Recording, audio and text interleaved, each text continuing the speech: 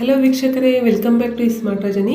ಇವತ್ತಿನ ವಿಡಿಯೋದಲ್ಲಿ ಎಲ್ಲರ ಫೇವ್ರೆಟ್ ರೆಸಿಪಿ ಮಿರ್ಚಿ ಬಜ್ಜಿ ಹೇಗೆ ಮಾಡೋದು ಅಂತ ತೋರಿಸ್ತಾ ಇದ್ದೀನಿ. ವಿಡಿಯೋನ ಪೂರ್ತಿಯಾಗಿ ನೋಡಿ. ಫಸ್ಟ್ ಟೈಮ್ ವಿಡಿಯೋ ನೋಡ್ತಾ ಇದ್ದರೆ ಸಬ್ಸ್ಕ್ರೈಬ್ ಮಾಡ್ಕೊಳ್ಳಿ, ಹಾಗೆ ಪಕ್ಕದಲ್ಲಿರುವಂತಹ ಬೆಲ್ ಐಕನ್ನ ಸಹ ಪ್ರೆಸ್ ಮಾಡಿ. ಮಿರ್ಚಿ ಬಜ್ಜಿ ಮಾಡೋದಕ್ಕೆ 200 ಗ್ರಾಮ್ ಮಿರ್ಚಿ ತೊಗೊಂಡಿದ್ದೀನಿ. ಇದು ಬಜ್ಜಿ ಮಿರ್ಚಿ. ಇದನ್ನು ಮುಂದ್ಗಡೆ ಭಾಗ ಕಟ್ ಮಾಡಿ ಮಧ್ಯಕ್ಕೆ ಈ ರೀತಿ ಸೀಳಬೇಕು. ನಿಮಗೆ ಸ್ಪೈಸಿಯಾಗೆ ಬೇಡ ಅನ್ನೋ ಆಗಿದ್ರೆ ಒಳಗಡೆ ಇರುವಂತಹ ಬೀಜ ತೆಗೆದಾಕಿ. ಈಗ ನಾನು ಬೀಜ ತೆಗಿತಾ ಇಲ್ಲ, ಹೀಗೆ ಎಲ್ಲವನ್ನು ಕಟ್ ಮಾಡಿ ತಗೊಳ್ತಾ ಇದ್ದೀನಿ. ಎಲ್ಲವನ್ನು ಇದೇ ರೀತಿ ಮಧ್ಯ ಒಂದು ಸೈಡ್ ಮಾತ್ರ ಸೀಳ್ಕೋಬೇಕು. ಈ ರೀತಿ ಎಲ್ಲ ರೆಡಿ ಮಾಡ್ಕೊಂಡಾದಮೇಲೆ ಇದರೊಳಗಡೆ ಸ್ಟಫಿಂಗ್ ಮಾಡೋದಕ್ಕೆ ಅರ್ಧ ಸ್ಪೂನು ಕ್ರಷ್ ಮಾಡಿರುವಂತಹ ಕೊತ್ತಂಬರಿ ಬೀಜ ತೊಗೊಂಡಿದ್ದೀನಿ. ಇದರಲ್ಲಿ ಅರ್ಧ ಸ್ಪೂನು ಹುರಿದು ಪುಡಿ ಮಾಡಿರುವಂತಹ ಜೀರಿಗೆ ಪೌಡರು, ಹಾಗೆ ರುಚಿಗೆ ತಕ್ಕಷ್ಟು ಉಪ್ಪು, ಸ್ಪೈಸಿಯಾಗಿ ತಿನ್ನಬೇಕು ಅನ್ನೋ ಆಗಿದ್ರೆ ಖಾರದ ಪುಡಿ ಹಾಕ್ತಾಯಿದ್ದೀನಿ 1/4 ಸ್ಪೂನಷ್ಟು. ನಿಮಗೆ ಬೇಕಾದರೆ ಹಾಕಿ, ಇಲ್ಲಾಂದ್ರೆ ಅದನ್ನ ಸ್ಕಿಪ್ ಮಾಡ್ಬೋದು. ಹಾಗೆ ಅರ್ಧ ನಿಂಬೆಹಣ್ಣಿನ ರಸ ಹಿಂಡಬೇಕು. ಇದರಲ್ಲಿ ನೀವು ಬೇಕಾದರೆ ಹುಣಸೆಹಣ್ಣಿನ ರಸನೂ ಸಹ ಹಾಕ್ಕೋಬೋದು. ಇದೆಲ್ಲ ಹಾಕಿ ಆದಮೇಲೆ ಚೆನ್ನಾಗಿ ಮಿಕ್ಸ್ ಮಾಡಬೇಕು. ಈ ರೀತಿ ಮಿಕ್ಸ್ ಮಾಡಿ ಇಟ್ಕೊಂಡು ಈಗ ಮಿರ್ಚಿ ಒಳಗಡೆ ಸ್ಟಫಿಂಗ್ ಮಾಡಬೇಕು ಈ ಮಸಾಲಾನ. ಈ ರೀತಿ ಮಾಡೋದ್ರಿಂದ ತಿನ್ನಬೇಕಾದ್ರೆ ಹುಳಿ ಹುಳಿಯಾಗಿ ಖಾರವಾಗಿ ತುಂಬ ಟೇಸ್ಟಿಯಾಗಿರುತ್ತೆ. ಈ ರೀತಿ ಎಲ್ಲವನ್ನು ಫಿಲ್ಲಿಂಗ್ ಮಾಡ್ಕೊಂಡು ಹಾಕಿದೆ ನೋಡಿ. ಈಗ ಒಂದು ಮಿಕ್ಸಿಂಗ್ ಬೌಲ್ ತೊಗೊಂಡು ಅದರಲ್ಲಿ 200 ಗ್ರಾಮ್ ಕಡಲೆ ಹಿಟ್ಟನ್ನು ಹಾಕ್ಕೋಬೇಕು. ಹಾಗೆ ಅರ್ಧ ಸ್ಪೂನು ಜೀರಿಗೆ, ರುಚಿಗೆ ತಕ್ಕಷ್ಟು ಉಪ್ಪು ಹಾಕಿ 1/4 ಸ್ಪೂನು ಅರಿಶಿಣದ ಪುಡಿ. ಇದು ಹಾಕೋದ್ರಿಂದ ಕಲರ್ಫುಲ್ಲಾಗಿ ಮಿರ್ಚಿ ಬಜ್ಜಿ ತುಂಬ ಚೆನ್ನಾಗಿ ಬರುತ್ತೆ. ಈಗ ಇದೆಲ್ಲ ಚೆನ್ನಾಗಿ ಮಿಕ್ಸ್ ಮಾಡಿ ಫಸ್ಟು.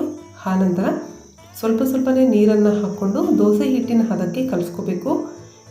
ಈ ರೀತಿ ಚೆನ್ನಾಗಿ ಮಿಕ್ಸ್ ಮಾಡ್ಕೊಂಡು ಆದಮೇಲೆ ಇದರಲ್ಲಿ 2 ಸ್ಪೂನು ಅಕ್ಕಿ ಹಿಟ್ಟನ್ನು ಹಾಕ್ತಾಯಿದ್ದೀನಿ. ಅಕ್ಕಿ ಹಿಟ್ಟು ಹಾಕೋದ್ರಿಂದ ಕ್ರಿಸ್ಪಿಯಾಗಿರುತ್ತೆ ಬಜ್ಜಿ. ಈಗ 1/4 ಸ್ಪೂನು ಬೇಕಿಂಗ್ ಸೋಡಾನು ಸಹ ಹಾಕಿ ಚೆನ್ನಾಗಿ ಮಿಕ್ಸ್ ಮಾಡಿ. ಬೇಕಿಂಗ್ ಸೋಡಾ ಜಾಸ್ತಿ ಹಾಕಿದರೂ ಸಹ ಮಿರ್ಚಿ ಬಜ್ಜಿ ಚೆನ್ನಾಗಿರೋದಿಲ್ಲ, ಆದ್ದರಿಂದ ನೋಡ್ಕೊಂಡು ಹಾಕಿ. ಈಗ ಇದೆಲ್ಲ ಚೆನ್ನಾಗಿ ಮಿಕ್ಸ್ ಮಾಡ್ಕೊಂಡಾದಮೇಲೆ ಸ್ವಲ್ಪ ಮತ್ತೆ ನೀರನ್ನು ಹಾಕ್ಕೊಂಡು ಮತ್ತೆ ಮಿಕ್ಸ್ ಮಾಡ್ಕೊಂಡಿದ್ದೀನಿ. ಈಗ ಇದೇ ಸೀಕ್ರೆಟ್ ಇಂಗ್ರೀಡಿಯೆಂಟ್. ಇದರಲ್ಲಿ ಬಿಸಿ ಎಣ್ಣೆ 1 ಸ್ಪೂನು ಹಾಕಿ ಚೆನ್ನಾಗಿ ಮಿಕ್ಸ್ ಮಾಡಬೇಕು. ಇದು ಹಾಕೋದ್ರಿಂದ ಒಳ್ಳೆ ಟೆಕ್ಸ್ಚರು ಟೇಸ್ಟು ಬರುತ್ತೆ ಮಿರ್ಚಿ ಬಜ್ಜಿಗೆ.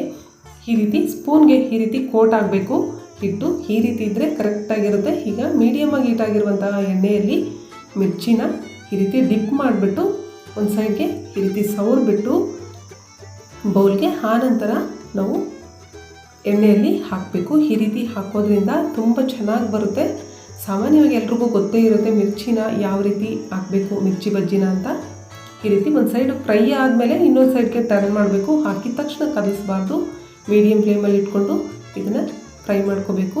ಈ ರೀತಿ ಒಳ್ಳೆ ಗೋಲ್ಡನ್ ಬ್ರೌನ್ ಆದಮೇಲೆ ಇದನ್ನು ಒಂದು ಪ್ಲೇಟಲ್ಲಿ ಹಾಕಿ ಇಡಬೇಕು. ಈಗ ಇದೇ ರೀತಿ ಉಳಿದಿರೋದು ಸಹ ಮಾಡ್ಕೋಬೇಕು. ಕಲರ್ಫುಲ್ಲಾಗಿ ಸೂಪರಾಗಿದೆ ನೋಡಿ. ಇದೇ ರೀತಿ ಉಳಿದಿರೋದು ಸಹ ಹಾಕ್ಕೊಂಡು ಡೀಪ್ ಫ್ರೈ ಮಾಡ್ಕೋಬೇಕು. ಸಾಧ್ಯವಾದಷ್ಟು ಮೀಡಿಯಮ್ ಫ್ಲೇಮಲ್ಲೇ ಮಾಡ್ಕೊಳ್ಳಿ. ನೀವು ಹೈ ಫ್ಲೇಮಲ್ಲಿ ಇಟ್ಕೊಂಡು ಮಾಡಿಕೊಂಡ್ರೆ ಒಳಗಡೆ ಸರಿಯಾಗಿ ಫ್ರೈ ಆಗೋದಿಲ್ಲ. ಇದೇ ರೀತಿ ಎಲ್ಲವನ್ನು ನಾನು ಫ್ರೈ ಮಾಡಿ ತೊಗೊಂಡಿದ್ದೀನಿ. ನೋಡಿದ್ರೇ ಬಾಯಲ್ಲಿ ನೀರು ಬರ್ತಾ ಇದೆಯಲ್ವಾ? ನೀವು ಸಹ ಇದೇ ರೀತಿ ಮಾಡಿ ನೋಡಿ, ತುಂಬ ಚೆನ್ನಾಗಿ ಬರುತ್ತೆ. ಇದು ಮಿರ್ಚಿ ಬಜ್ಜಿ ಚೆನ್ನಾಗಿ ಬರಬೇಕಂದ್ರೆ ಒಳ್ಳೆ ಕಡಲೆ ಹಿಟ್ಟನ್ನು ಬಳಸಿ ಸೂಪರಾಗಿ ಬರುತ್ತೆ. ಈ ರೆಸಿಪಿ ಇಷ್ಟ ಆದರೆ ತಪ್ಪದೇ ಲೈಕ್ ಮಾಡಿ, ನಿಮ್ಮ ಫ್ರೆಂಡ್ಸ್ಗೂ ಸಹ ಶೇರ್ ಮಾಡಿ. ಹಾಗೆ ಇನ್ನೂ ಇಂಥ ಒಳ್ಳೆ ರೆಸಿಪೀಸ್ಗಾಗಿ ಸ್ಮಾರ್ಟ್ ರಜನಿ ಚಾನಲ್ನ ಸಬ್ಸ್ಕ್ರೈಬ್ ಮಾಡ್ಕೊಳ್ಳಿ. Thank you for watching.